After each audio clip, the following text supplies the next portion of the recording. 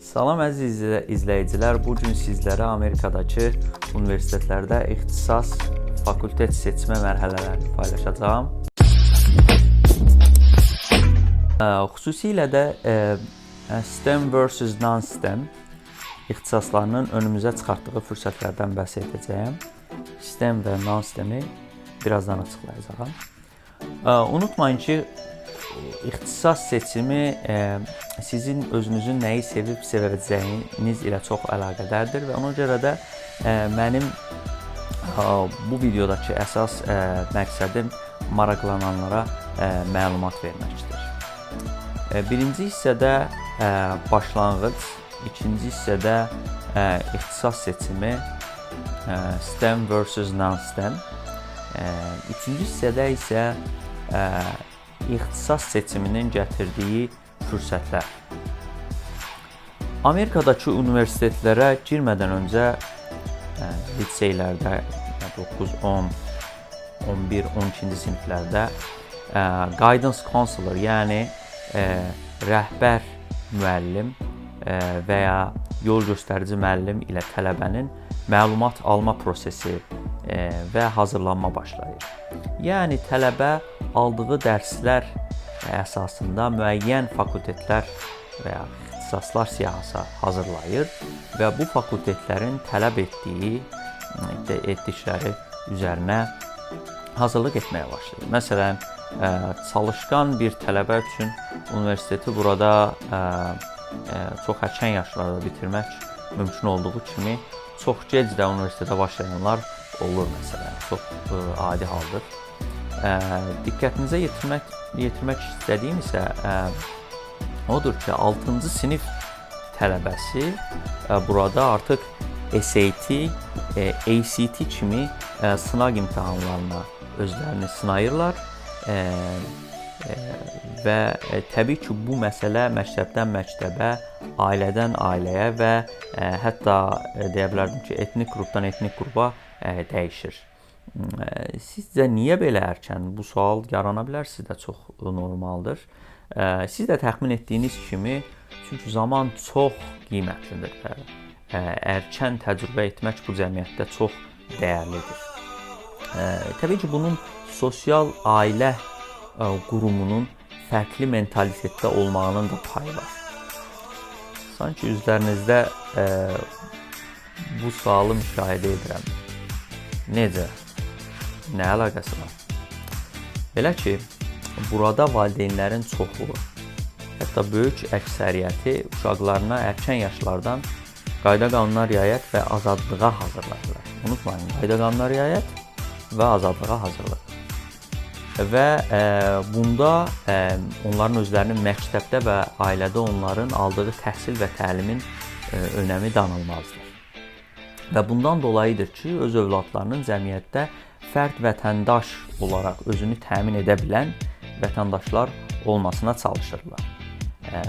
Örnək olaraq, buradakı liseyi bitirən birisi bilir ki, çalışmalıdır ya da ixtisas edinməlidir. Yəni, qısaca desək, ona yol göstərən və dəstək olan valideyn var. Ancaq nə edək, övladımız sən artıq olmadı. İndi sən otur, biz sənin elə bil ki, məişətin və yaxud da sən iş tapana qədər sana zaman verək, qətiyyən yoxdur. Gələk ikinci hissəsinə videomuzun ixtisas seçimi.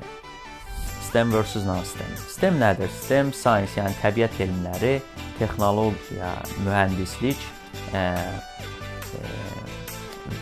və matematik deməkdir. Yəni, türkcə desək, buna sayısal bütün ixtisaslar girir. Xüsusilə də IT, yəni informasiya texnologiyası, STEM ixtisaslarının təbii ehtiyacı olaraq görünür.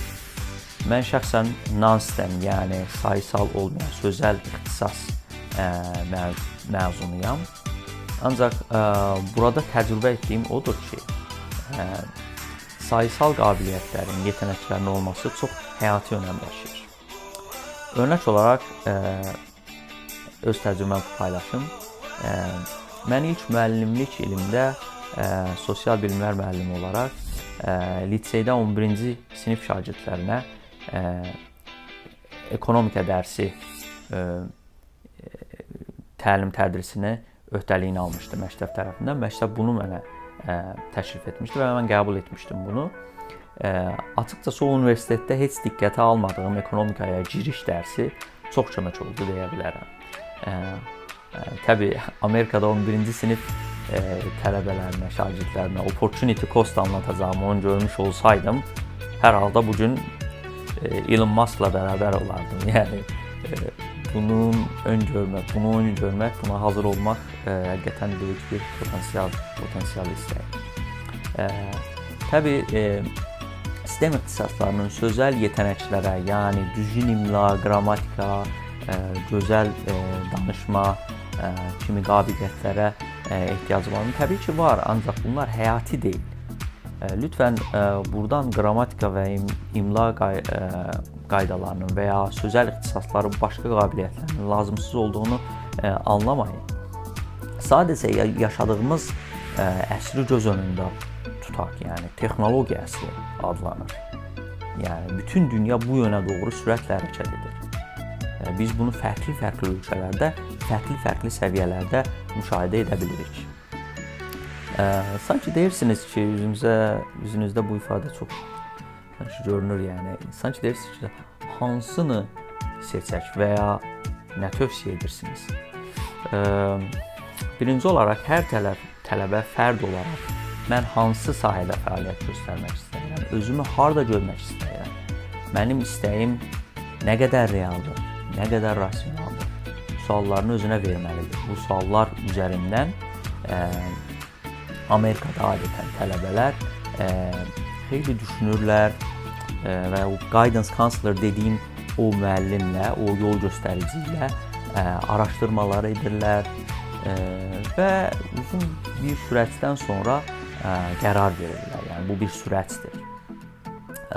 Buna baxmayaraq Amerikadakı statistikalar tələbələrin yenə də ixtisas seçimlərinin çox tez-tez, sıx-sıx dəyişdiyini göstərir. Və yenə deyirəm, bu seçimin fəlsəfi, şəxsi tərəfi olduğu üçün burada qısa tutmaq lazımdır. Yəni oraya heç girməyim mən. İxtisas seçimində öngörmə qabiliyyətini gəlişdirib və günümüzü, çağımızı analiz etmək, fərdi qərar almaq çox məntiqlidir. Bəli, bunun üçün erkən düşünməyə, araşdırmaya ehtiyac var. Son hissədə isə ixtisas seçiminin gətirdiyi fürsətlərdən bəhs edib sizinlə sağollaşacağam. Bəli, sizin də təxmin etdiyiniz kimi Amerika Birləşmiş Ştatlarında sistem ixtisaslarının müasir günümüzdəki fürsətləri limitsizdir və məhz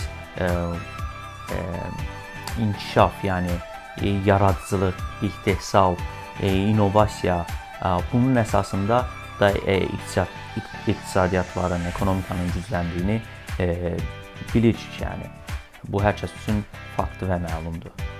Amerikada bir bilgisayar mühəndisinin bir ingiliscə müəllimindən fürsətləri çox daha genişdir. Bu günümüzün reallığıdır deyə bilərik. Yəni çox danılmaz bir reallıqdır. Təbii bu ingiliscə müəlliminin gərəksiz bir şey olduğu anlamına heç gəlməz. Sanki sizə tövsiyə vermiş kimi oldum, üzünüzdə elə bir ifadə öndürürəm. Açıqcası xeyr, sizin də bildiyiniz kimi şəxsən mən özüm non-sistem ixtisasının təmsilçisiyəm və üstəlik Amerikada da təhsilimi, magistrimi bu ixtisasın tədrisi üzərinə tamamladım. Və bunu dedikdən sonra sanki bir sual daha yarandı sizdə və buna səbəb mən oldum. Siz deyə bilərsiniz, və siz niyə ixtisas dəyişikliyinə getməmisiniz? İxtisas dəyişikliyi uzun, yəni müəyyən zamandan sonra bir o qədər çətinləşir, yəni o qədər asan bir məsələ deyil. Məsələn, mən yadıma gəlir, magistr proqramında oxuyarkən bir professordan bizə ixtisasımızdakı yeniliyi və innovasiyanı etmədiyimiz təqdirdə ixtisasımızın gələcəkdə mənasının qalmayacağını dedikdə və bununla əlaqədar da Industrial Revolution, yəni industri dövrünü örnək verdiyimdə anladım ki, nə qədər gec olsa da ixtisasımın innovasiya yönünü düşünüb və fərqli qabiliyyətlər qazanmalıyam. Artıq deyə bilərəm ki, fərqli sahələrdə özüm ixtisaslaşmaya zaman ayırmışam. Çünki bu fürsətlərdən istifadə etməyi bizə yaşadığımız dövrün özü göstərir. Son olaraq, yəni bugünkü videomuz sizinlə daha öncə də paylaşdığım kimi ilk öncə başlanğıc, sonra ixtisasların seçimi və ondan sonra isə ixtisasların gətirdiyi fürsətlər üzərinə oldu. Çox təşəkkür edirəm izləyib dinlədiyiniz üçün və hər kəsi buradan bir daha salamlayır və sizinlə sağollaşıram. Önümüzdəki həftələrdə yeni videolarla görüşmək ümidi ilə sağ olun, salamat qalın.